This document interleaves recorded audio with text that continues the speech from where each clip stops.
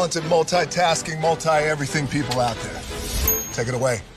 Find your glory, write your story, fearless feet will carry you. Time you own it, take your moment, be a fire burning through. Hustling from night until morning, grinding it out, it won't be long. Feel your power, it's your hour, you inspire, you are strong. Enjoy your Zoa. No applause? You're all fired. Hey, good morning, America.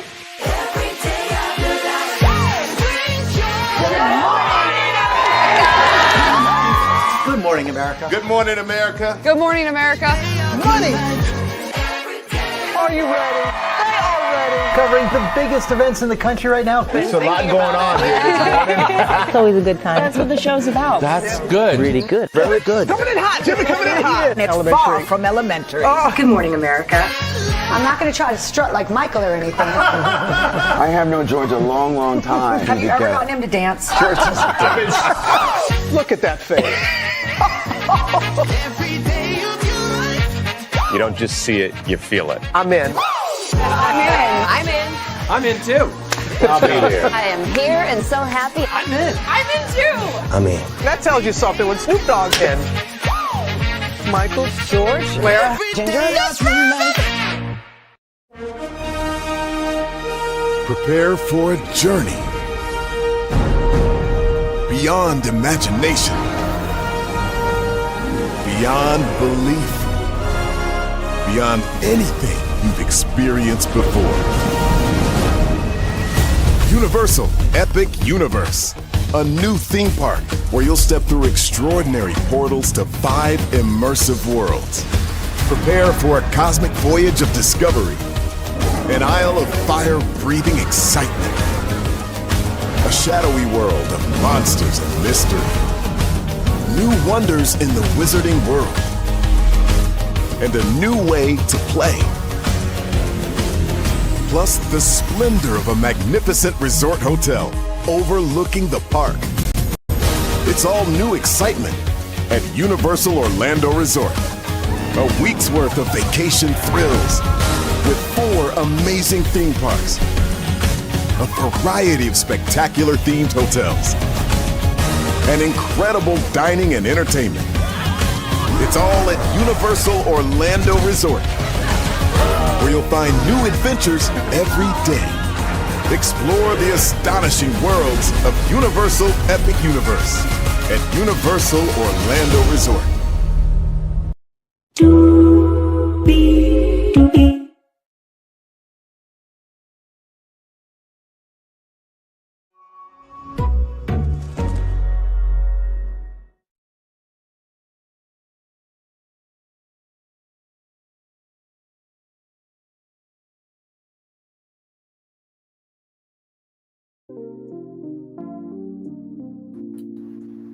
Well, hello to you, and you. Good morning, everybody. Glad to have all of you here. There were 2 people here, now 1 person here. Thank you all so much for being here.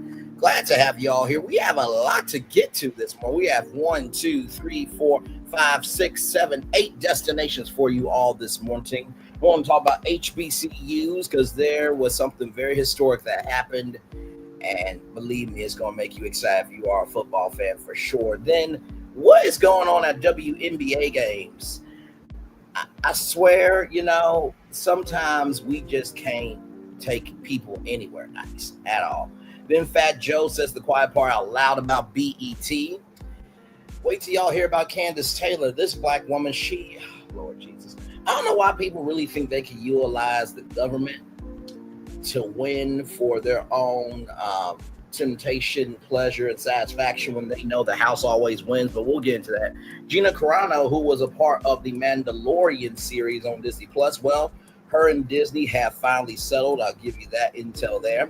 Tracee Ellis Ross, as you guys know from Girlfriends and Blackish and everything in between, well, get ready because she has made a huge milestone on Roku. We'll get to that.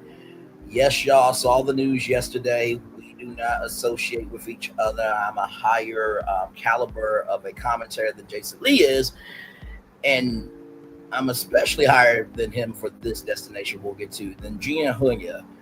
Child, like I said, we accept Tisha Campbell as Gina, not you. Because, child, what you said was just ridiculous. Absolutely ridiculous. So with that being said, higher is weighing, low is available, but either way, we are live on tour. Let me take down this iconic intro here. Yes, indeed. You see that virtual tour background? Yes, you do. You hear that virtual tour music? Yes, you do. And one thing to know, and two things for sure, that over here on this channel here, a lot happens early. Roll it. It's a new morning for America's family. Sun's coming up, so make it all that it can be. You know a lot happens early. I'm Harry Smith. I'm Julie Chen. I'm Maggie Rodriguez. Morning everywhere. Come on, get up. I'm Russ Mitchell. And I'm Dave Price. And it's a little early for this. Right now, this it's a new morning for America's family. Sun's coming up, so make it all that it can be. You know a lot happens early. Every day's good when you're starting it out right. But I'm waiting for you in the daylight. And a lot happens early. Can you feel it when I say? Good morning, everybody. Are you girls ready for the Jonas Brothers? We have an early show exclusive. Yes. A lot happens early. A lot. A lot. A lot happens Early. The Early Show, weekday mornings on CBS. It's a new morning. It is Julie Chen Moonves. It is a new morning, indeed. Into the D. And to Russ Mitchell, Dave Price, Harry Smith, and Maggie Rodriguez. Hang on, laptop charger there. There we go. Sorry, y'all. Just had to get that just in case, because y'all know we're on here for some hours, so I didn't want the laptop to be dying. But like I was saying before, to Russ Mitchell, Dave Price, Harry Smith, and Maggie Rodriguez, y'all are absolutely right. Because on this, Lord Jesus, get over. Because on this particular channel, a lot happens early. Good morning, everybody. Glad to have all you here. Let's get to the beginning and doing what we do, child, because we got a lot to talk about. Yes, indeed, here. So with that being said, let's get to our first destination. All about HBCUs, y'all. Yes, indeed, here. Of course, you know, we always got shout out rollingout.com, celebrating 25 years of being a platform on to the next 25 years there. Here we go. The idea behind HBCU Athletic Conferences United. Okay, so this is the Cricket Celebration Bowl. It is the HBCU Super Bowl. Okay, in an unprecedented show of unity, the four athletic conferences home to historically black colleges and universities, HBCUs, the Southwestern Athletic Conference, the SWAC, the Middle Eastern Athletic Conference, the MEAC, Central Intercollegiate Athletic Association, CIAA, and the South Intercollegiate Athletic Conference, SIAC, have officially joined forces under the newly established HBCU for Us Association. Come on! I'm here for it. This alliance launched on July 30th, 2025, brings together the leadership of Commissioners Charles McClelland, SWAC, Sonia O. Stills, MEAC, Jackie McWilliams Parker, CIAA, Anthony Holloman, SIAC, represent more than 40 institutions. The move aims not only to bolster the tradition and visibility of black college sports, but chart a sustainable and collective future for the next generation of student athletes. This coalition emerges in a college sports landscape wrought by game-changing reforms, the expansion of name, image, likeness, NIL opportunities, evolving revenue-sharing models, and mounting pressures from realignment and resource disparities for HBCUs, often under-resourced, yet overflowing with cultural pride, athletic legacy. This partnership is both protection and progression, a chance to combine influence, share tools, and present a powerful, united front in NCAA governance and national policies. Here it is here.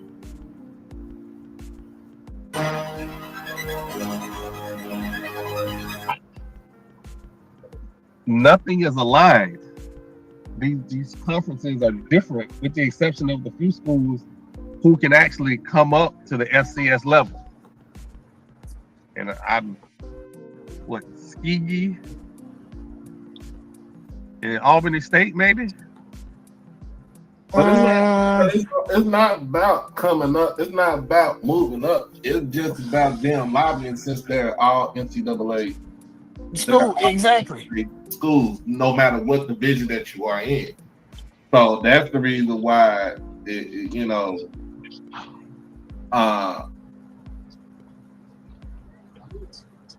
So the only thing that I can think of them lobbying is this new. For Division One, for us in Division One, we're lobbying because of the revenue sharing. Division Two ain't got to worry about that. Mr. Thornton, I'm sorry. Part of the problem is me. I'm trying to lead something to water. There are a few things that are happening in conjunction with this. So this is a conversation about the HBCU for Us Alliance here, where HBCU's HBCU's area attempting, or what HBCUs are attempting. There we go. So you gotta separate that, because it said area but are attempting, right? At its core, the HBCU for Us Association is seeded by 6 guiding pillars. Number 1, student-athlete relationship and development, prioritizing membership, career readiness, and life beyond sports. Number 2, preservation of historical heritage, celebrate the deep history, achievements, and societal impact of HBCUs, ensuring pageantry, pride, and legacy remain central. Number 3, competitive excellence, strengthening programs to not only withstand regional and national challenges, but also to thrive. Number 4, financial sustainability and partnerships, pooling, bargaining power for multi-conference sponsorships, broadcast deals, and create funding streams essential to long-term visibility.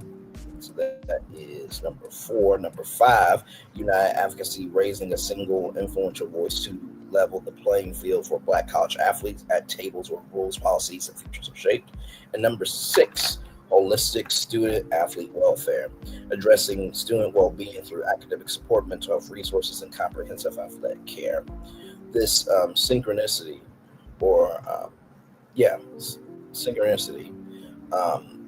of vision is not a leap forward toward a super conference, but a strategic bulwark to ensure that the cultural, athletic lifeblood of HBCUs does not get lost in the tumult of college sports shifting priorities. What's behind the timing? The timing is pivotal. In the 2025 NFL Draft, Carson Vincent's selection by the Baltimore Ravens and Ricky Lee's re-signed with the Jacksonville Jaguars signaled a renewed recognition of HBCU talent at the highest levels, breaking through a 2-year drought for HBCU prospects in the league. Similarly, athletes like Travis Hunter challenge old narratives by proving that HBCUs are now viable launch pads for elite recruits seeking a path to professional sports. There's progress on hardwood too. Zay Green, Amisha Williams Holiday, Angel Jackson have all made professional strides, following trailblazers such as Kyle O'Quinn and Robert Covington, who erased doubts about whether HBCUs can produce world-class talent.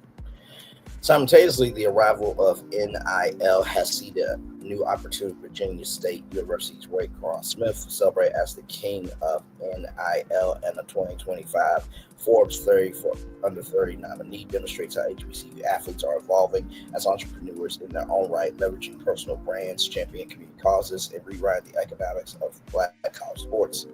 Yet the challenges are complex. HBCUs face ongoing struggles to retain top athletes, swayed by the NIL and transfer portal machinery of bigger budget programs. The alliance, driven by necessity and vision, seeks to reframe what is possible, from boosting media exposure to negotiating better television deals to lobbying for equality and governance, to potentially redesign postseason championships that put the spotlight squarely on Black college athletes. The formation of the HBCUs for Us Association is more than a merger. It is a renaissance. It acknowledges the realities of a new era while refusing to yield on traditional excellence. The commissioner's collective call is rallying cry for all who care about the future of HBCU sports, and by alumni, students, and allies to champion the legacy and invest in a more equitable, inspiring tomorrow for Black college athletes. Well, first of all, congratulations for one. I think that this is a wonderful, wonderful thing. Number two, we need to be doing this more. And honestly, like BET, it would have been good if you would to, all the conferences in college football and said, hey, you know what? Can we do a deal where we air Black football on BET? That would have been something. Just saying. Then you could have used people from CBS Sports, Black people rather from CBS Sports, and Cam Newton to like commentate games and stuff. But oh no. Y'all want to do 106 in sports, a show no one asked for, after your ass lied, Scott Mills, and said that 106 in Park cannot work on linear television. That's what you said on the Breakfast Club, and then you backtracked just so you can have content on your network. Man, but congratulations on this. I think that this is a wonderful, wonderful thing. So shout out to the HBCU for us. Let's go to their website real quick. Give their website some love for here.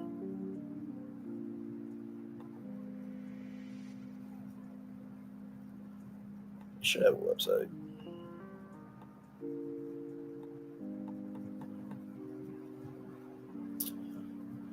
Okay, so it looks like they do not have a website as of right now. But if they do come out with a hang on.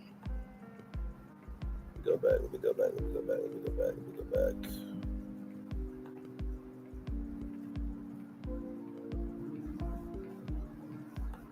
No website as of yet.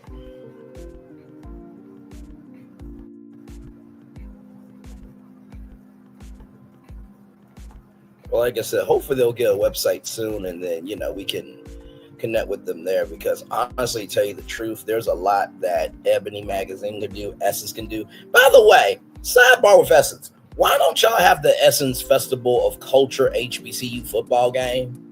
You just pay two teams to play football against each other during the Festival of Culture. Like, just a thought. All right, y'all, speaking of sports, by the way, this story comes to us from rollingout.com. Lord Jesus, a sex toy dilemma, a dildo dilemma, that is. Should WNBA ban fans from bringing bags? 4 people have heavied the same type of sex objects onto or near the court within the past week. Y'all, you cannot make this stuff up. A disturbing, disgusting, and dangerous trend has suddenly emerged in the WNBA, with fans throwing sex objects onto the court at arenas around the league. Fans, media, league, and sports journalists are trying to come with grips why individuals are hurling dildos onto the court and what possible purpose behind chucking the items is. A timeline of heavy dildos on WNBA courts. First episode happened on July 29th during the fourth quarter of the Atlanta Dreams game against the Golden State Valkyries at the Gateway Center Arena in College Park, Georgia, just outside Atlanta. According to USA Today, the 23-year-old man was caught, arrested, and charged with disorderly conduct, public indecency, and indecent exposure, criminal trespass. Another individual replicated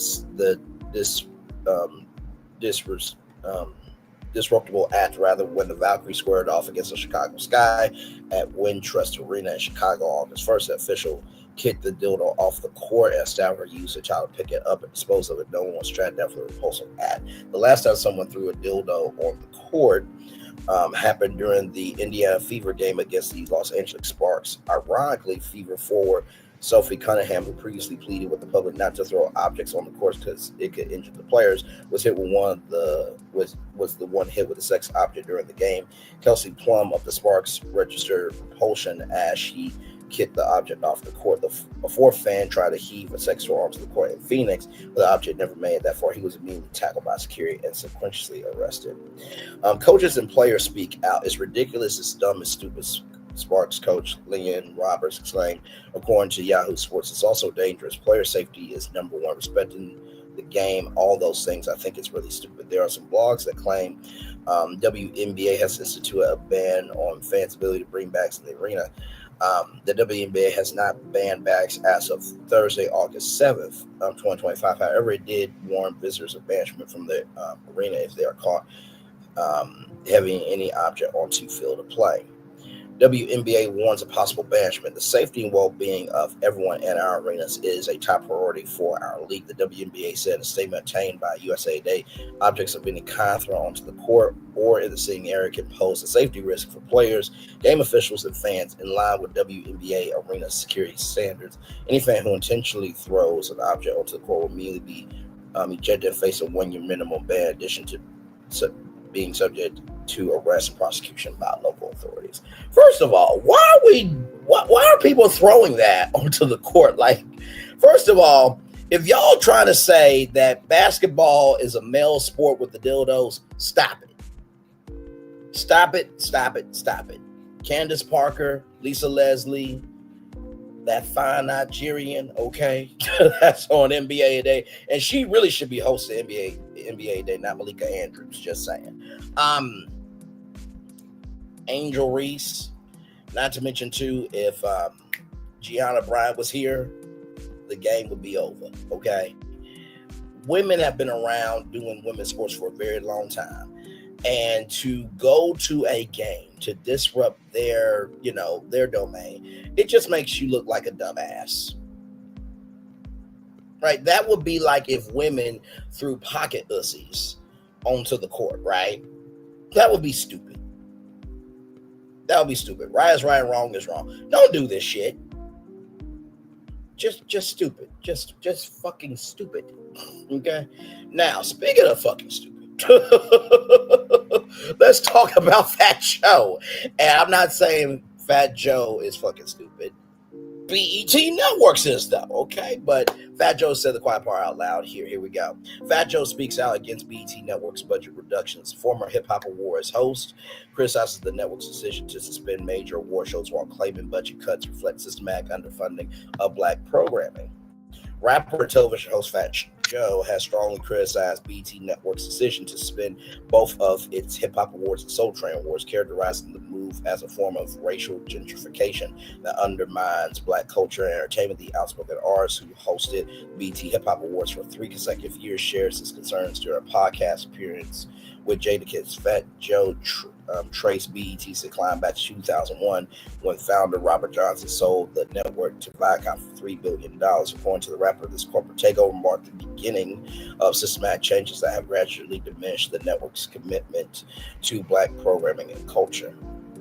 The artist described witnessing troubling patterns during his time working with the network, including the dismissal of outspoken employees and continuous reductions in production budgets for the Hip Hop Awards. He argued that these changes represent a deliberate strategy to weaken programming that celebrates black culture and achievements.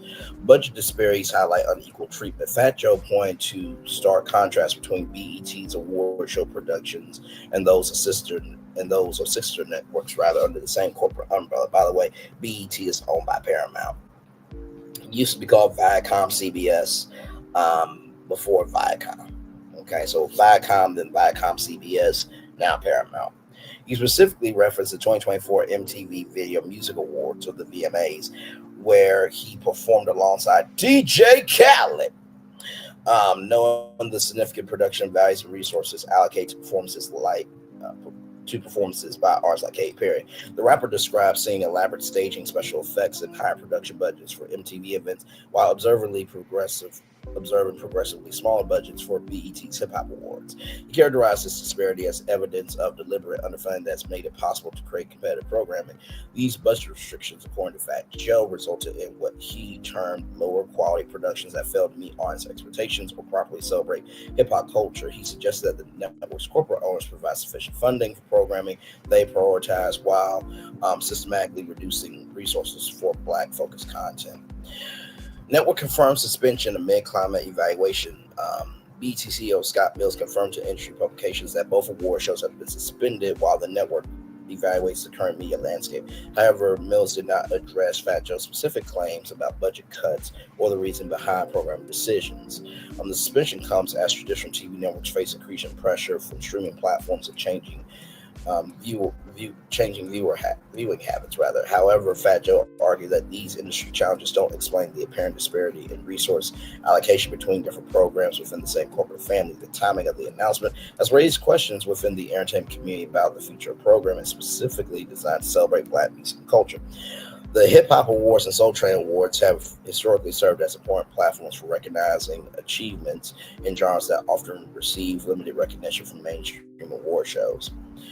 Host reflects on personal experience. Despite his criticism of the network's corporate management, Fat Joe expressed gratitude for the opportunity to host the Hip Hop Awards, describing it as one of the most significant accomplishments of his career. He compared the experience to his admiration for Steve Harvey's media presence and hosting abilities. The rapper revealed that hosting the awards fulfilled a long-time professional goal that allowed him to contribute hip-hop to the hip-hop culture in a meaningful way. However, he expressed frustration about witnessing what he perceived as deliberate undermining of the program through budget cuts and staff reductions. Fat Joe's comments reflect broad concerns within the entertainment industry about corporate ownership of networks originally created to serve specific cultural communities. His characterization of the changes as gentrification suggests he views the corporate management approach as displacing authentic Black voices and perspectives. Broader implications for Black entertainment. The suspension of these award shows raises questions about the future of programming specifically designed to celebrate Black music and cultural achievements. As streaming platforms and changing media consumption patterns reshape the entertainment landscape, traditional networks face pressure to adapt the programming strategies. However, Fat Joe's comments suggest that these adaptations may be coming at the expense of content that serves historically underrepresented communities. Rather, his criticism points to ongoing tensions between corporate profit motives and cultural representation in mainstream media. So here it is here. BET.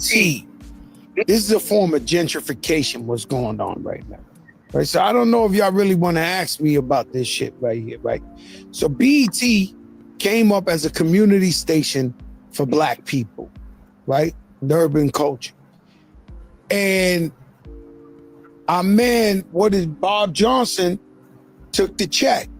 He sold it, first Black billionaire, whatever the case may be. He sold it. He sold it to Viacom and Paramount, MTV and them, VH1 and them.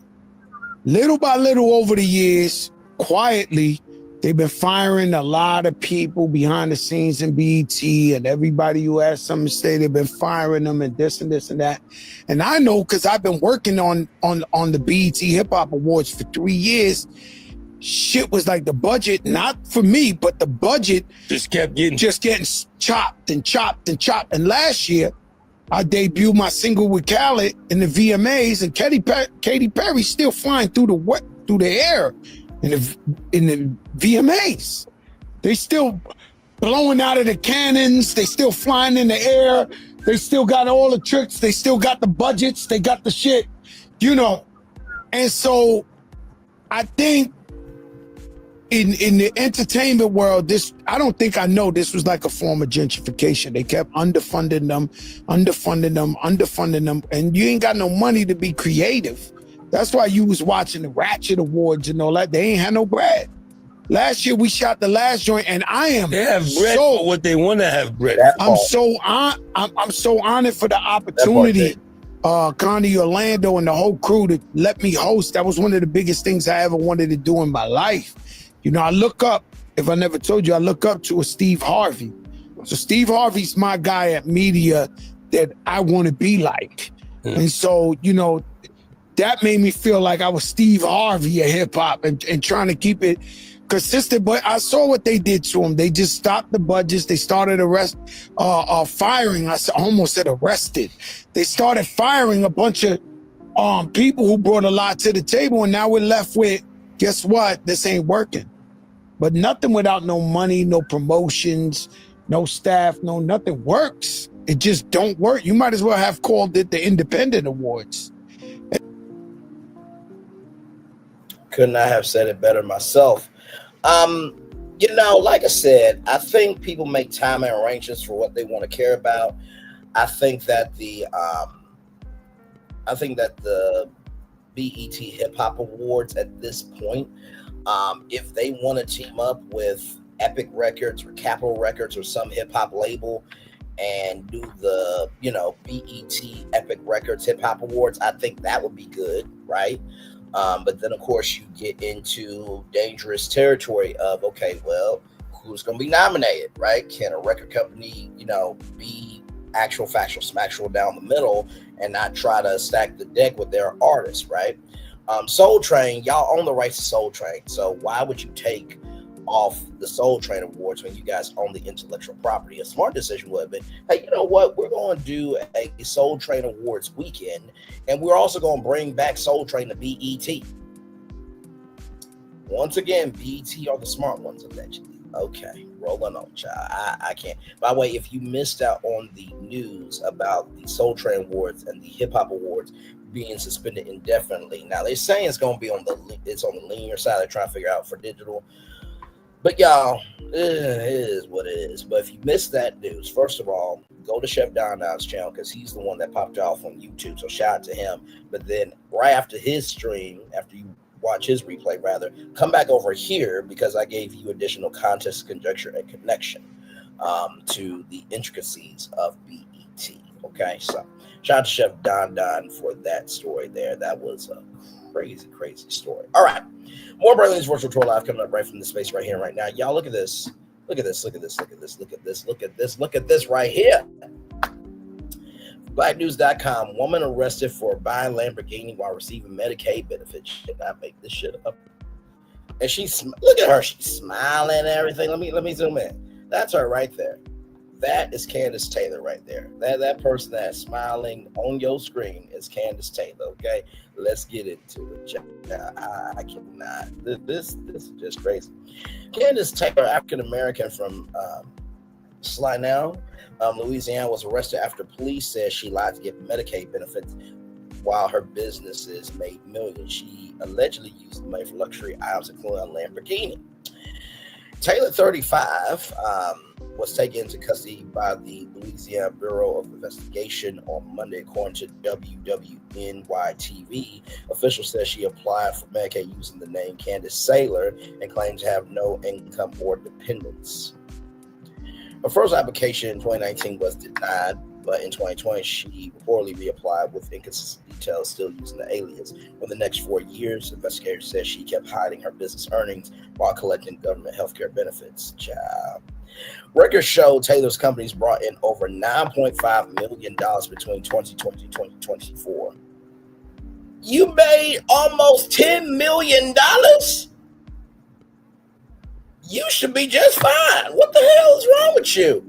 See, oh my Lord Jesus. Okay, despite claiming zero income in 2020, her bank account showed deposits of more than $480,000 that year. She also made large purchases, including vehicle payments to Audi Finance, luxury jewelry, and cosmetic procedures. Investigators said she wired $100,000 to an exotic car dealer and made a $13,000 payment on in 2020 to Lamborghini Urus. So, child, let's see what a Lamborghini Urus looks like here. This is just, I mean, you were making $9.5 million. So, okay, here it is, y'all. This is an SUV, child, allegedly. Okay, here it is here. So this is the Lamborghini Urus. Okay, so this is the inside. That's the inside of the Lamborghini. I'm sorry, y'all. I can't. Like, this is why I'm just like, bro. It's all mental. If you don't love yourself, then you will do anything to exist. And then here are some used ones here, right? So that's, child, I can't. Just 2 months later, she allegedly reapplied again for Medicaid, saying that she made $2,000 a month and owned no businesses. Authorities also reviewed her social media accounts where she posted pictures of her luxury lifestyle on Facebook and Instagram. Taylor now faces 1 count of government benefits fraud. She was put in East Baton Rouge Parish Prison. The case is still under investigation, child. I cannot. So here it is here, y'all. Child, let's roll this. I can't do it.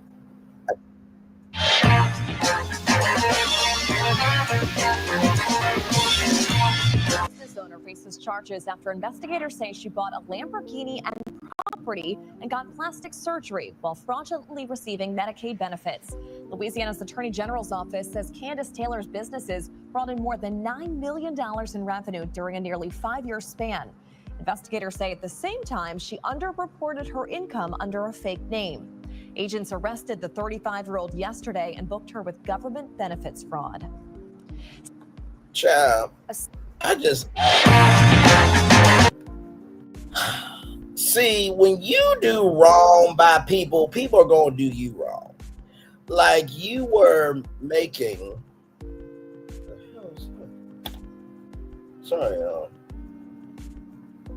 you were making $9.5 million from,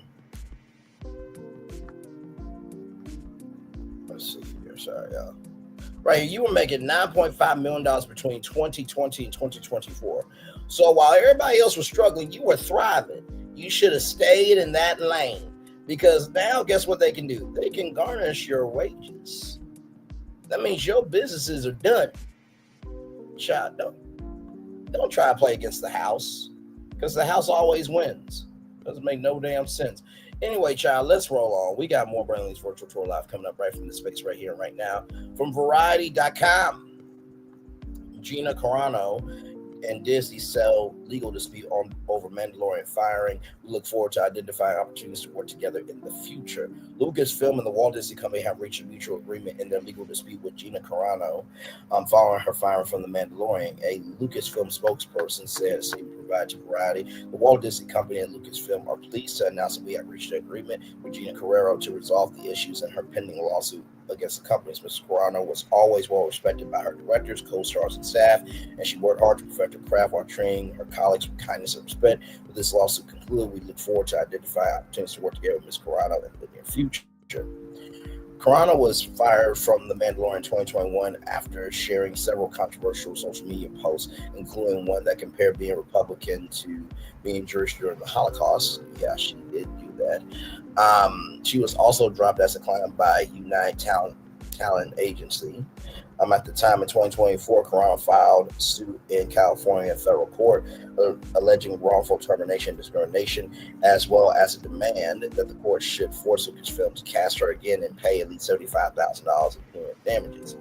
Disney's lawyers filed a motion in April 2024 to throw out the lawsuit, arguing that it had First Amendment right to fire the actor, saying that it has constitutional right not to associate its artistic expression with Carano's speech.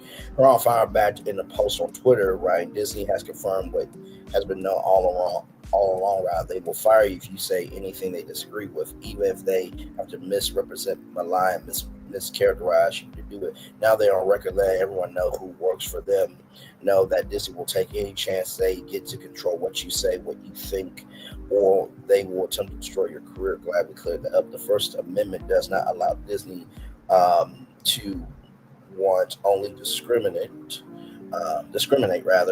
which is what they have done in my case, and frankly, have now admit they did. If you ever want to know what today's Disney values are, they just told you. Carano's suit was funded by Elon Musk, the owner of Twitter, as well as the CEO of Tesla Motors and SpaceX.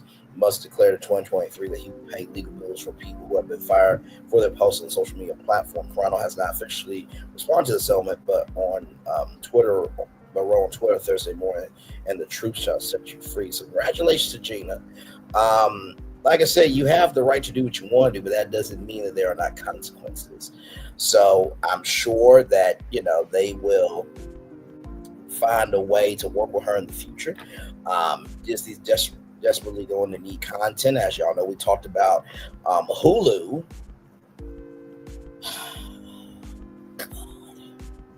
I still can't believe how much Disney being a dumbass is. I gotta put this. I still cannot believe how much Disney is being a dumbass with this decision to get rid of the Hulu app and integrating Hulu into Disney Plus, when Disney Plus is about animation and kid content. The Disney bundle worked because you had kid content, adult content, and sports content in one bundle. Disney Plus cannot be Netflix. It's going to backfire. You're going to look stupid. And I was talking to my dad about this. I said, you know what's going to happen? when it comes to adult content and Hollywood wanting to work with Disney, I'm gonna be like, there's no place for adult content. Oh, yes, it is. It's a Disney Plus. You just got to put a password on it. No, you got 50 million downloads of the Hulu app on phones. Same amount of people that download the ABC app. If y'all would have kept the ABC app, you guys would have had a way to do free advertising streaming television, right? I'm just looking at some stuff here on my phone.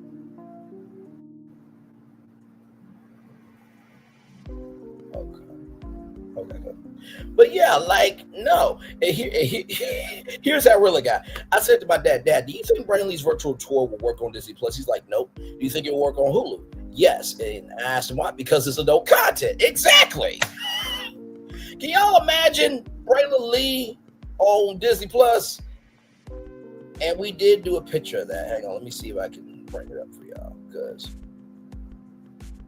I was just flabbergasted. I'm like, you must be out your ever-loving mind. Let me see here. Give me a moment. I was going to take me a minute because I've downloaded so much, but I knew it when I see it. Or I'll know it when I see it, rather.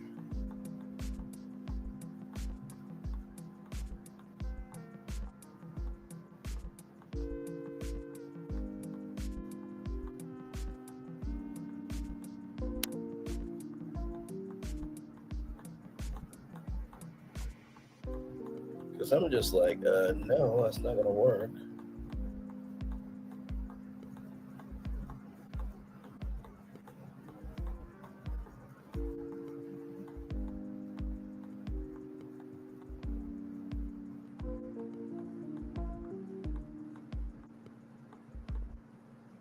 So, no, that's not it.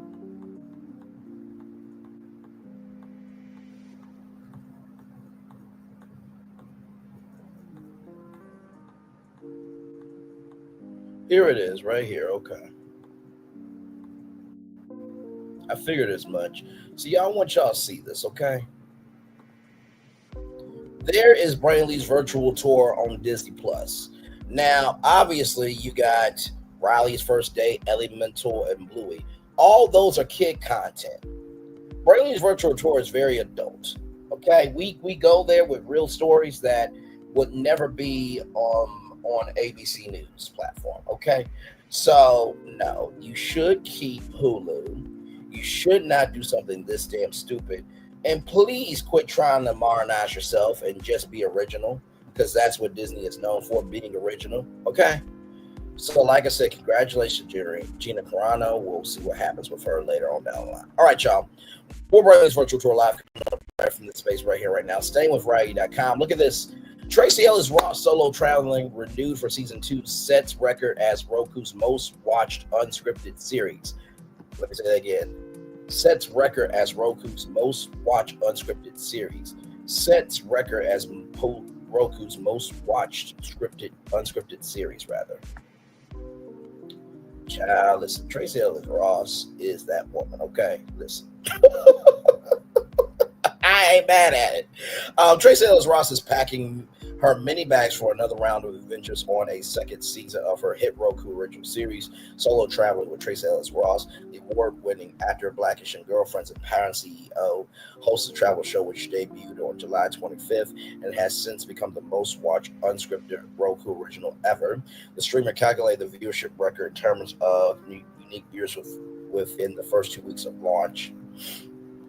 Season 1 followed Ross's journeys through Morocco, Mexico, and Spain while employing her unique blend of humor, heart, and honesty to spotlight the joys of traveling alone and emphasize the power of self-discovery. Season 2 will focus on 3 more scenic escapes as Ross jets off to new destinations. Ross is currently in travel mode. She is scheduled to appear at the Martha's Vineyard African American Film Festival, MVAAFF, on Friday to discuss the series' overwhelming success.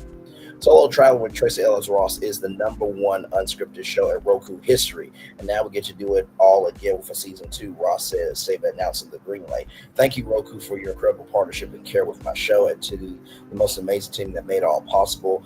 But the biggest thank you goes to everyone who watched, embraced, and shared my journeys. The way the show is resonating feels truly special. All the comments, the conversations, the connection, my cup runneth over.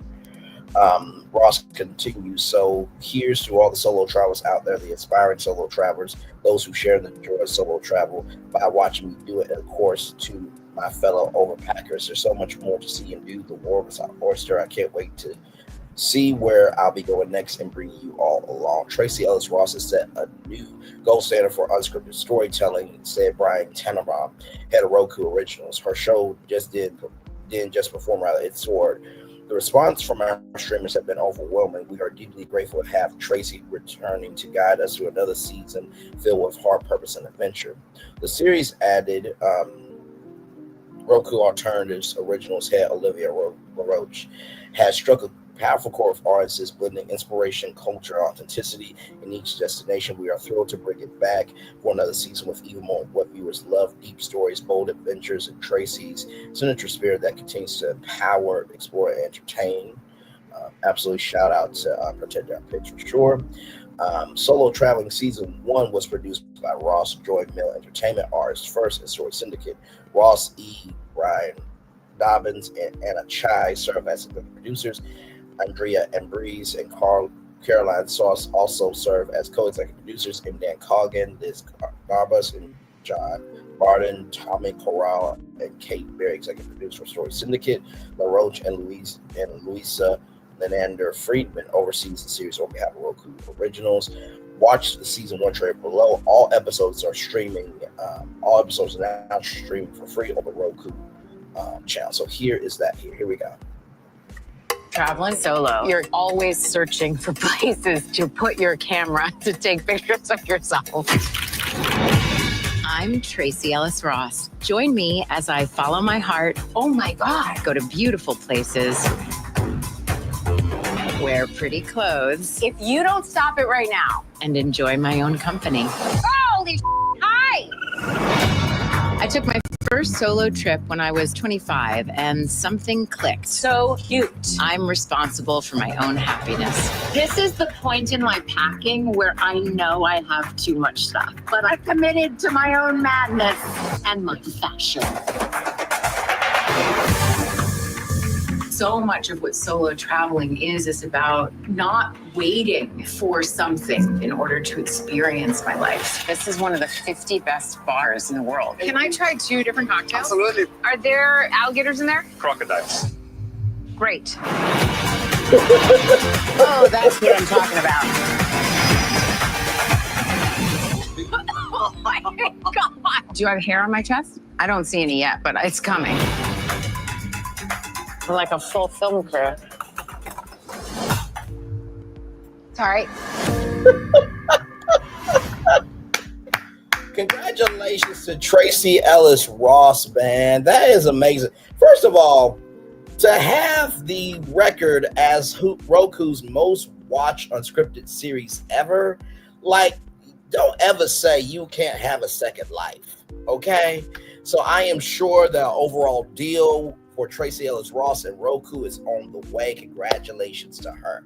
Now, we gotta go from celebrating greatness to dragging tragicness. Tragicness is tragicness a word? Hang on 1 second. Let me see something. Is tragicness a word? Let me see. Let me see.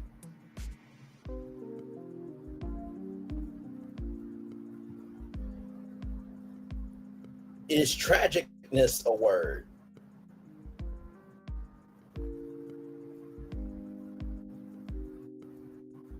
Okay, tragicness is a word. All right, so we gotta go celebrating greatness, celebrating tragicness. Here we go, everybody, from MediaTakeout.com.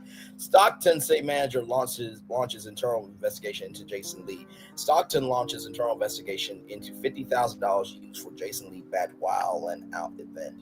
A high-profile comedy event that brought celebrity energy to Stockton is now at the center of a growing political controversy. On Monday, the Stockton City Manager's Office confirmed the launch of an internal investigation into the use of $50,000 of public funds drawn from the city's risk mitigation fund, allegedly without proper authorization.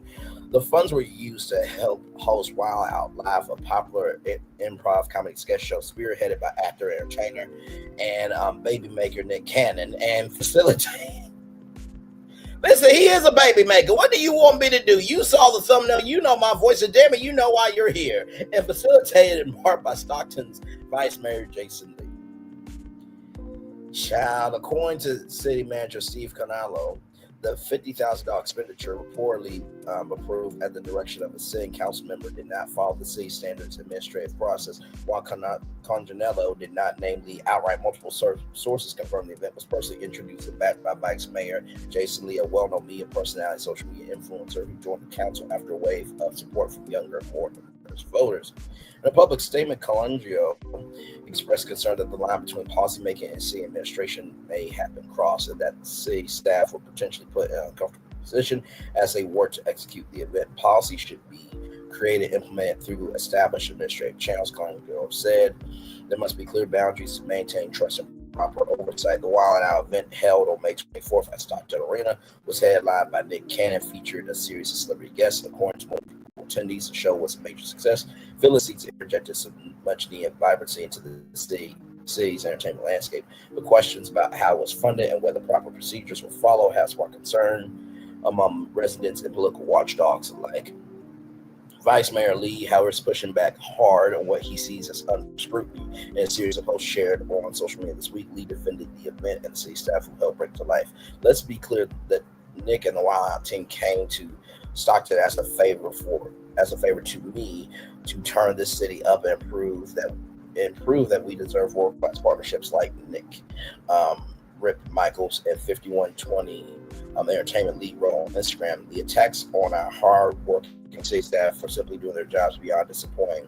Lee has built a career by bridging entertainment civic engagement campaign on a platform revitalizing Stockton's image and creating new opportunities for cultural and economic development.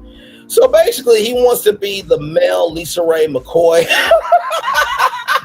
And I say that with love, grace, and space to Lisa Ray McCoy, who was the first day at Turks and Caicos, because she did like a comedy festival and a music festival over there. But I will say Lisa Ray McCoy is probably more respected in politics than Jason Lee. Just saying, moving on. His defenders say this event is proof of his commitment to that vision. Still, critics argue that personal relationships and enthusiasm don't excuse by bypassing standard procedures. Special public money is involved. The use of risk mitigation fund, typically earmarked for emergency citywide needs, has particularly raised eyebrows. City officials have not yet confirmed whether any policies were violated, but the investigation is suspended to include a review of all correspondence, spending approvals, and communications between Lee event organizers and city staff. This isn't the first time a public-private partnership involving celebrity connections has generated political blowback, but in a city like Stockton, recovering from bankruptcy, battling housing, crime issues, and attempting to redefine itself, every dollar and every headline counts. For now, the city awaits the final investigation. As for Jason Lee, he remains unapologetic about his mission to bring world-class attention to his hometown. No one said transformation would be easy. He said, I'm here to make it happen, whatever the haters say. So, first of all, Jason, just because people are reporting on this doesn't mean that they're hating on you, sir. And if you did not do anything wrong, that will come out in the report. But if you did use public funds to do this, bro, you deserve to be held accountable. And I will say it is more fucked up that Jason Lee, who allegedly used public funds, is getting more scrutinized than a convicted felon who is running the country. That's fucking sad. Child, listen. So, of course, as you guys know, Jason Lee clapped back. Let me see. I just want to make sure. Okay, right here. Okay, right here. Vice Mayor Jason Lee and Council Member Mario Enriquez respond to allegations that they knowingly misappropriated $50,000 of Stockton City funds. The city manager's office confirmed Monday that internal investigation is underway after $50,000 of public funds were allegedly misused for a local event introduced by Vice Mayor Jason Lee. The funds, which came for Stockton's risk mitigation fund, were reportedly directed toward the popular Wild Out event. City Manager Steve Carano Conginello didn't hold back, saying a sitting council member Lee facilitated the use of $50,000 for the event while and out without the necessary approval. That's not all. Conginello also raised red flags about Lee's behavior behind the scenes. He revealed concerns about how Lee enraged with city staff and event promoters, knowing lines between policymaking and administration may have been crossed. As a former cast member of the show, I returned and voluntarily participate to help the show's success and prove that Stockton is ready for this level of quality entertainment, Lee says in a statement for his Hollywood Unlocked platform. Conflict of interest, huh? I received no compensation for my appearance. He continued, everything related to the Wild and Out entertainment show in Maine was done above board and followed the current city protocols. So here we go. Meanwhile, tonight, Stockton Vice Mayor Jason Lee is speaking out. It comes in response to a controversy over city funds being used for a recent Wild and Out show. He says everything was handled properly and in line with city policies. But as ABC 10's Austin Castro reports, the state attorney general may soon get involved in the investigation. When I saw the weaponization of Wild and Out in the press, I was extremely concerned. But it didn't shock me because the politically motivated attacks that have been happening over the last 6 months since this interim city manager has been here has been extremely concerning. Stockton Vice Mayor Jason Lee on Wednesday defending he did nothing wrong and was not involved in the decision to use city money to save a comedy show, Wild and Out at Adventist Health Arena, a show that Lee helped bring to Stockton and he also performed in. In emails obtained by ABC 10, arena officials warned city staff members that promoters of the show were considering canceling the May event because of low ticket sales a day before the show was set to happen. That's when someone at City Hall made the decision to use $50,000 from the city's risk mitigation fund to save the show. Lee says he was not involved in those conversations and everything was done according to current city policies. Says the request should have gone to the city manager. It doesn't say the policy requires it to go to the city manager. This week, Stockton's interim city manager launched an internal investigation into the money spent on the event, but Lee, as well as council member Mario Enriquez, say they did nothing wrong and they want the attorney general's office to step in and prove that. This sudden controversy that came out of nowhere is nothing more than a distraction from the real scandal that's happening in the building behind me. Lee is calling this investigation a conspiracy and pointed the finger back at interim city manager Steve Colangelo, accusing him of violating the Brown Act and retaliation. I will be making a motion directing the city attorney to refer this matter to the California Attorney General's office. Because transparency is important, ethics is important. In Stockton, Austin Castro, ABC 10. Austin, thank you. We did reach out to the city for a statement from the mayor and interim city manager on Jason Lee's comments today, but have not yet received a response. There it is right there. Lee is pointing the finger at Conginello. Just this week, the city council's audit committee that I chair discovered that Conginello not only intentionally submitted a questionable budget that included the funding of a department that had previously been eliminated, only then to create a department that the council did not approve funding for and hired a group of individuals without posting job listings for a competitive review, he told reporters. Transparency is important, ethics is important, and true integrity is important because we have to ensure that the public has trust in our local government. There's been too much noise, too much static distracting us from the work Enriquez said. Well, like I said, we shall see when it comes to this investigation. The fact that there were low ticket sales to potentially use government funds to save the show, that was foul. If that happened, like I said, innocent until proven guilty. But Jason, you better hope that you did everything above board, okay? And I really am getting tired of people saying that because people are talking about people, they're haters. If that's the case, you don't like journalism. To anybody that says, oh, all people do is just take stuff and talk about it on their channel. People talk on YouTube. Jabberjaw, if you will, okay? So I don't get it.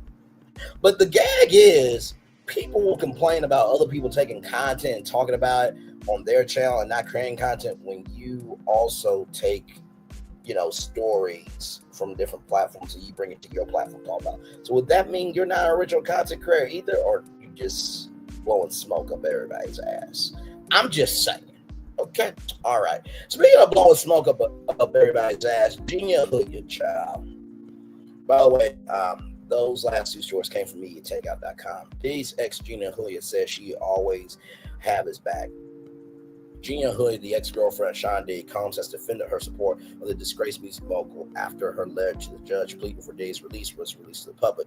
Free Diddy, black heart emoji, she wrote on Twitter after getting dragged by her followers. Then she tripled down her support. I've never been the type of person to follow crowds and trends. I'm not a follower. You sheeps. Sheeps? Not a sheep talking about sheeps. Oh my. Act like I can't forgive a man I once loved. I'm not going to kick him down. I'm not going to kick him while he's down, rather because y'all want to. Bitch, I don't even know you. The fuck? LOL, laughing, tears emoji, goofies. I'm always going to have his back, double heart emojis. Right here. Shout out to Real One of One TV right here. I'm too high vibrational for this. If you're too high vibrational for this, why did you respond? Like, seriously. You sheeps act like I can't forgive a man I once loved. I'm not going to kick him down. I'm not going to kick him while he's down because y'all want me to, bitch. I don't even know you. The fuck? LOL goofies. I'm always going to have his back. I've never been the type of person to follow crowds or trends. I'm not following Free Diddy. Real ass bitch give a fuck. 40% of the people in the world just a bunch of NPCs. I suggest everybody and their mama to go meditate on some grass or trees. Y'all need it. Time to raise y'all frequencies and self-awareness. Child, you gave a whole interview to Toss Away K describing what he did to you. And you want to get big mad because people are responding to you? Child, I cannot. In a 2019 interview with Tasha K. Huynh, later identified as 53 of the federal indictment against Diddy, claimed that during her 5-year relationship with Diddy, she was subjected to physical, emotional, and mental abuse. During one incident, she says Diddy stomped on my stomach really hard, like took the wind out my breath, and then punched her in the head while she pleaded, I can't breathe. Child, we accept Gina, okay, from Tisha Campbell, from Marv. We don't accept you. Like, child. And you were subpoenaed, and you didn't come. So you can't say shit. Now, speaking of can't say shit, y'all, I saw this. Shout out to Chris Bevins. Y'all, this clip right here is so damn funny. Watch this. So this is your first time being smashed by a black guy? It is my first time being smashed. We have classic smash burger. You can get double smash. We can smash you in between two buns, or we can just have your meal. Sorry, bro. Double smash burger for you. We'll go double Diddy. Double Diddy. What about you, bro? You want to get smashed like your mother used to, or you want? All right, bro. Trying to get burger. Let me get an original. Okay, original. He wants to get smashed originally like his mother. Give me an original smash. I got you, my guy. All right. It'll be up in 15 minutes. Appreciate it, guys. Yeah, whatever. Thanks for coming to smash us. Oh, absolutely. Yeah.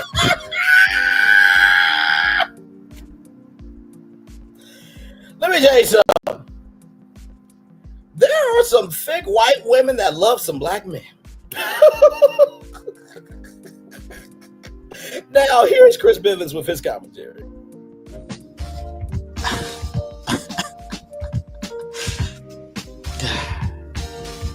No words. So this is your first time here? Mom didn't get the mail. She was flattered as fuck. She was ready with and with all the fuckery.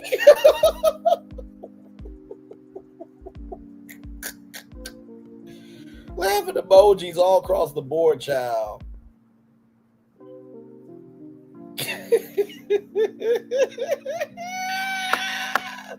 Yo was bad as shit. The main man knew exactly what he was doing, disrespected him and his moms to his face. So I thought this was hilarious. This is y'all positive story of the day. Child, listen. Anyway, I'm gonna turn off my camera now because we did the whole show for over an hour. Yes, we have. Let me do that one more time. We've done the whole show for over an hour. Yes, we have. All right, y'all. Child, that was fucking hilarious. Listen. Bro, that was legitimately crazy.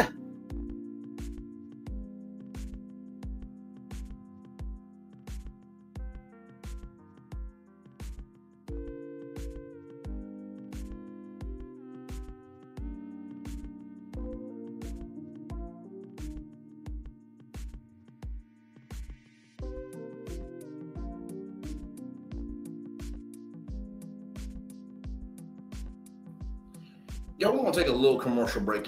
We'll be back with more Brothers Virtual Tour Live right after this. Child, that right there is funny. Listen, you want to look at burgers the same way again? We'll be back right after this. We're live on tour. Like, comment, share, subscribe. We're live on tour. Roll it.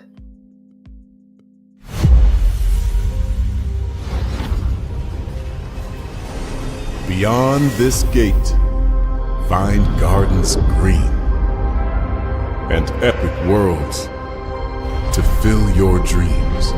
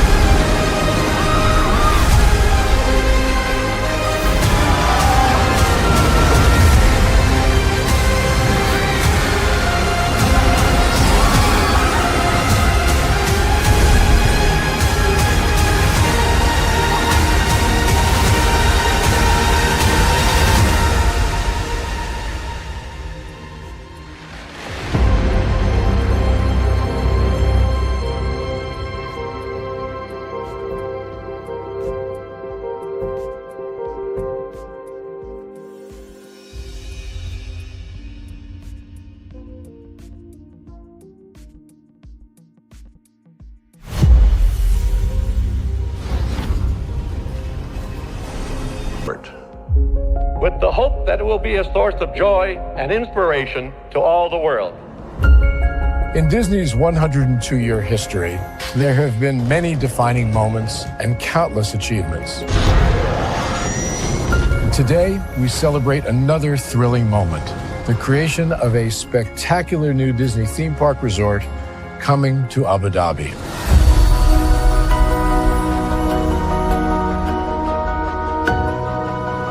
Abu Dhabi is a place where heritage meets innovation, a place where we preserve our past while designing the future. Bringing a Disney theme park resort to Yas Island, Abu Dhabi, marks a historic milestone in our journey as a global family destination. The 7th Disney theme park resort destination represents a new frontier in theme park ambitions. Our resort in Abu Dhabi will be the most advanced and interactive destination in our entire portfolio. The location of our park is incredibly unique. It's anchored by a beautiful waterfront, which will allow us to tell our stories in completely new ways. Ultimately, this project will be a celebration of what's possible when creativity and progress come together. What we are creating with Disney in Abu Dhabi is a whole new world of imagination, an experience that will inspire generations across the region and the world. This collaboration represents a powerful fusion of Disney's unmatched legacy in storytelling and Mira's commitment to bringing world-class entertainment to our guests. Abu Dhabi's vision for the future is to create a legacy for generations to come.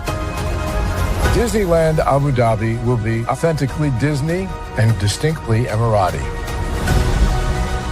An oasis of extraordinary Disney entertainment at this crossroads of the world.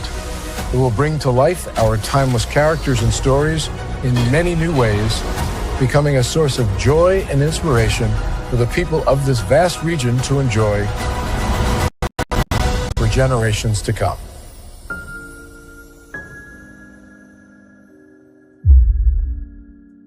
Introducing the greatest escape in the Caribbean, the island you've been waiting for. Welcome to the Great Life on Great Stirrup Cay. This is the greatest pool you've ever seen life, 28,000 square feet of it, and the epic water park life. It's where you can truly experience the whoa life and the floating through paradise life. It's time to escape to a mind-blowing, sky-high tower of water slides and the Here We Go life. Escape to the one more please wherever you please life and kick it into high gear. Escape to where you can kick back and relax. The great life is waiting. Escape to the incredible new Great Stirrup Cay, only with Norwegian Cruise Line. Introduce.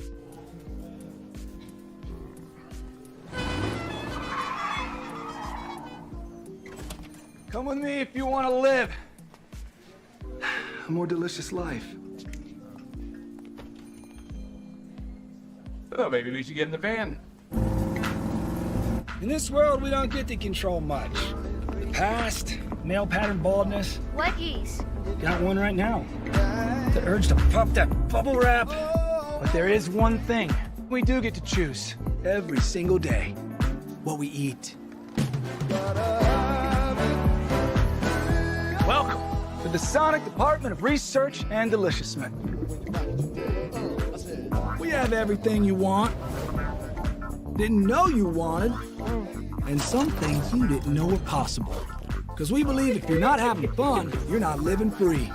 So come on, let's live a little. McDonald's. I'm loving it. I'm loving y'all right back. Welcome back into Brainley's virtual tour live. Glad to have all you here in the building. Y'all, we did that in just 1 hour. How about that? Hey, Coach James Hodge, good to see you, good sir. Glad to have you here. Yes, indeed. It is Friday, August 8th. Glad to have all you here in the building with me. And yeah, what a show this morning. Yes, indeed. Like I said, we talked about the HBCU Alliance. All 4 conferences now are in an alliance to make Black sports more accessible, available, and diversified for everybody to not only to watch but participate. I think that's wonderful for sure. I think that the Cricket Celebration Bowl, for example, could be on Bounce TV. I think that would be great, and live coverage from there on Bounce TV would be great. There needs to be more unity in Black media. Right now, it's very disjointed, very broken, and very much in a disarray for sure. Then throwing dildos onto WNBA courts, y'all, stop it. Stop it. That doesn't make us look good. If anything, it goes to show why women are going to women. For some of them, good damn. Just that was just ridiculous to me. I could not believe when I saw that. I'm just like, wait, are you serious? Y'all throwing dildos onto WNBA basketball courts while these women are playing? My Lord Jesus. Then, of course, you got Fat Joe saying the truth about how, resource allocation really does determine the quality of the production, right? So, I think it's quite sad what's happened with BET. It's a former shell of itself, and I don't think BET could ever get back to where it needs to be. It's sad to say that, but it looks like that's what it is. Candice Taylor, you made $9.5 billion, child, between 2020 and 2024, and you decide to put you decide to make a payment on a Lamborghini, child. Trying to utilize Medicaid for a luxurious lifestyle. That's a damn shame. That is a damn shame. For sure. Like I said, Gina Carano, everything worked out for you. Congratulations. We'll see where you will end up. I'm sure Rachel Zegler's like, guys, come on, me next. Please forgive me. Tracee Ellis Ross having the most watched Roku unscripted series ever. Congratulations to you, for sure. That's a very high bar to set. I mean, for your first season, being the most watched ever. It's like, what do you do next with Roku, right? So congratulations to her, Jason Lee, and this $50,000 and Wildin' Out. Oh, Lord. I said, hopefully that investigation turns out well in your favor, bro, because it would be horrible if it did not. It really, really, really would. But like I said, we'll see. We will definitely see. And then, of course, Gina Huynh backtrack and say, I will always have his back. Okay.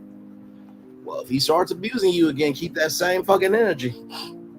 And not wishing abuse on Gina Huynh, but that's what she says. She'll always have his back, even though she said everything she said to Tisha Campbell then. Child, and then this positive news story here, this positive story of this black man asking this white mama, you want to get smashed?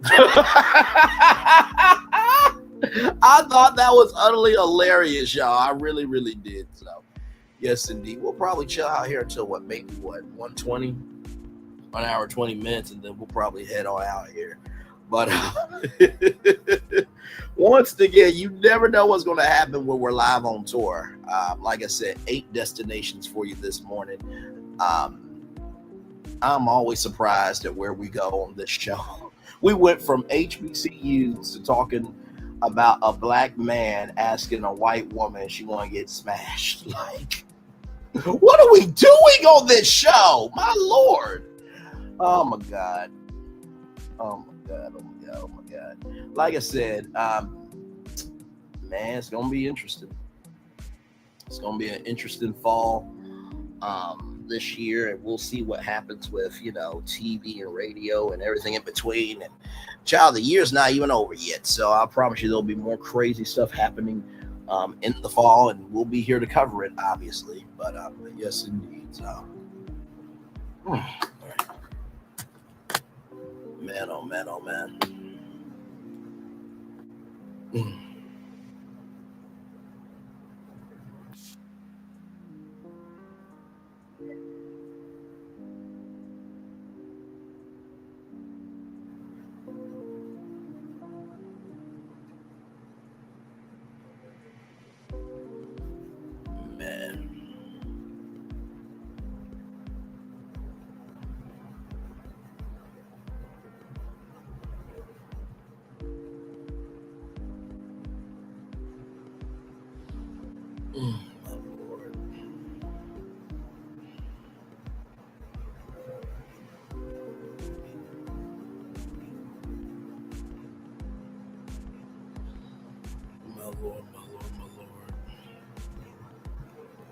So yeah, one more minute and then we will head on out of here. But great show. Like I said, stay tuned for shorts from this show to come up on your short feed for sure. So I can't wait to see how this one turns out. Cause man, oh man, oh man, oh man. My Lord. Yes, indeed. Hey, one person, welcome in. Well, thank you for stopping by at least. LOL. But yes, indeed, everybody. Yes, indeed. Yes, indeed. Yes, indeed. Good stuff today. Good stuff. Good stuff. Good stuff.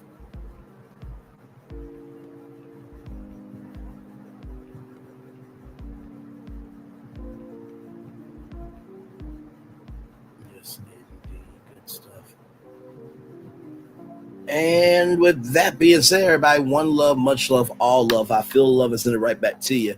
I will see you guys tonight at 6 p.m. I don't think we have really anything planned. Let me see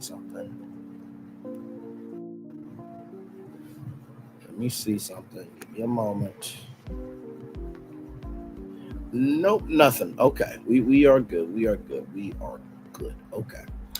All right, y'all. That'll be it. I'll see you guys tonight at 6 o'clock. We may do a house tour, may just chill. You know what I mean? But yep, one love, much love, all love, feel love, send it right back to you. Bye, everybody.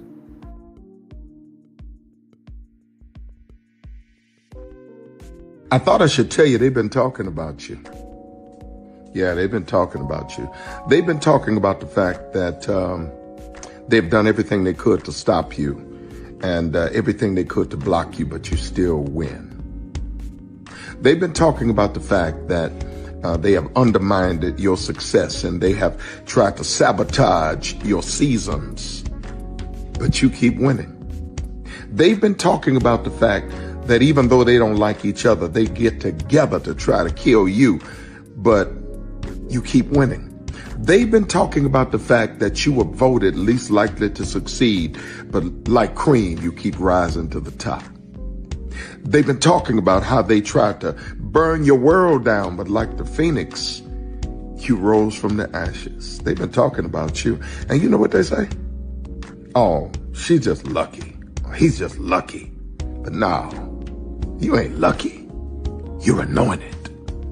You got something on you. You got favor on you. You got power on you. You were born to win.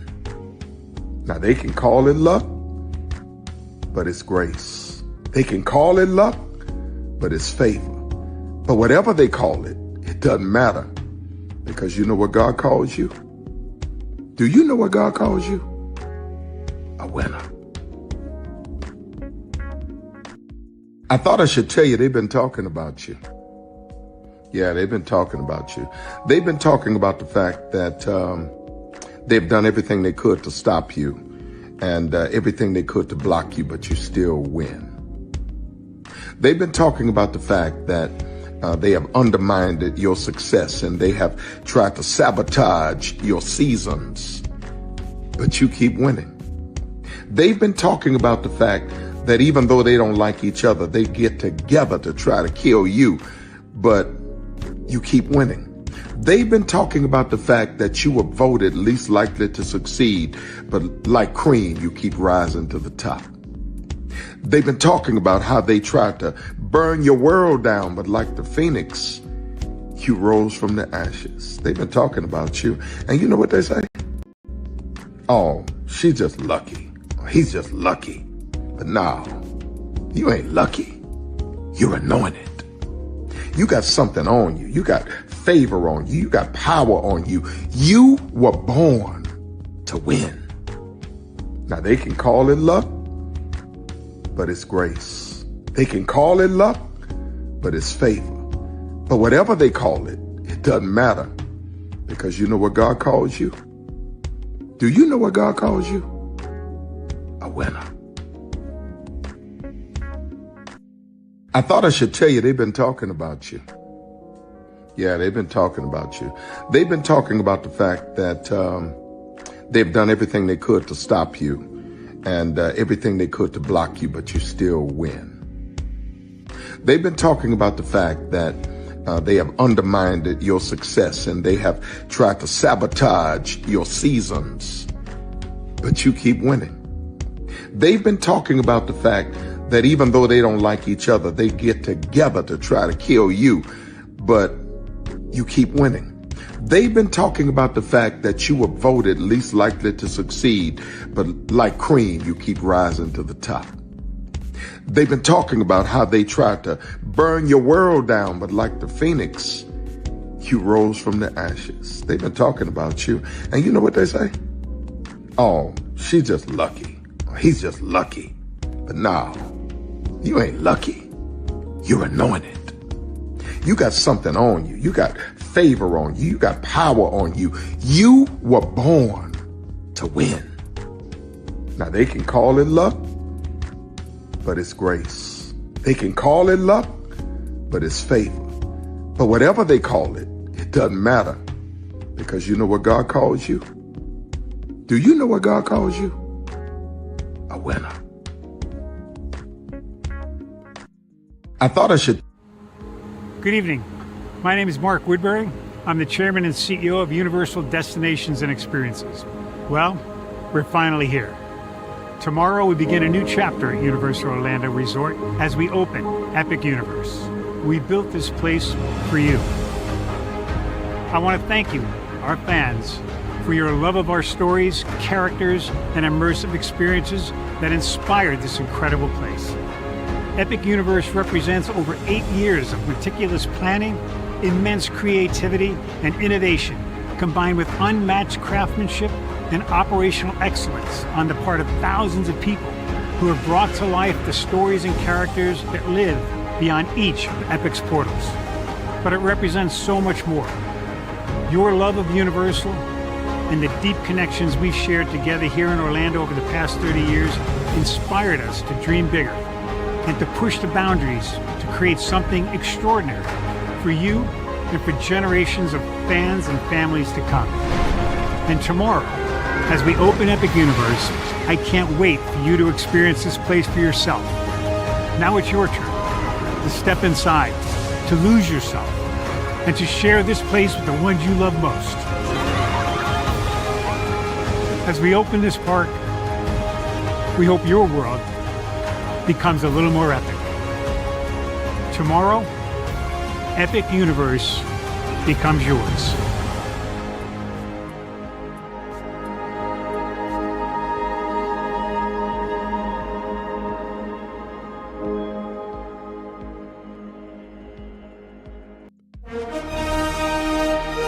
Prepare for a journey beyond imagination, beyond belief, beyond anything you've experienced before.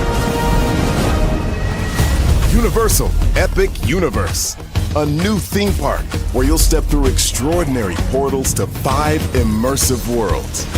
Prepare for a cosmic voyage of discovery, an isle of fire-breathing excitement, a shadowy world of monsters and mystery, new wonders in the wizarding world, and a new way to play. Plus the splendor of a magnificent resort hotel overlooking the park. It's all new excitement at Universal Orlando Resort. A week's worth of vacation thrills with 4 amazing theme parks, a variety of spectacular themed hotels, and incredible dining and entertainment. It's all at Universal Orlando Resort, where you'll find new adventures every day. Explore the astonishing worlds of Universal Epic Universe at Universal Orlando Resort. Because here's the thing, a good streamer can find other content. Child Redman over there doing his thing, minding his GD business, staying out of trouble, trying to get the folks some positive stuff to talk about. Besides lying all the damn time. Child Redman over there doing his thing, minding his GD business, staying out of trouble, trying to get the folks some positive stuff to talk about. Besides lying all the damn time. Child Redman over there doing his thing, minding his GD business, staying out of trouble, trying to get the folks some positive stuff to talk about. Besides lying all the damn time.